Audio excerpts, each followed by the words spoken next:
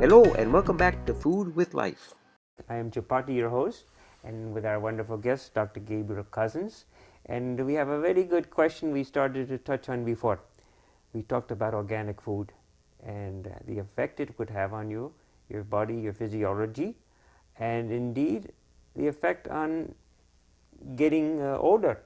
You know, I notice everybody or most people middle-aged these days, they color their hair.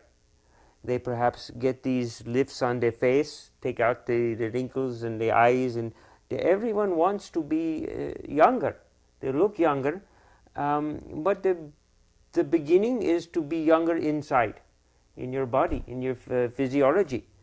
So certainly having quality, good food can make a very big difference here.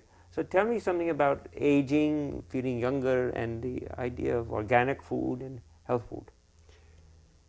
It's a question of mathematics. If you put poisons in your system, this funny thing happens. They build up over time. They don't just go away. For example, Parkinson's, which is a very common problem now, research has shown that the degree of pesticide exposure a person happens to them increases their possibility of getting Parkinson's. In other words, if you poison the nervous system, you start to get nervous system diseases. And over time, which is what we call age, you have an increased amount of neurological problems, including Parkinson's. Just as one example. Disorders. And shingles, I think, is it? Shingles, but also cancer. Yes. So there's a total, what I call toxic load that builds up.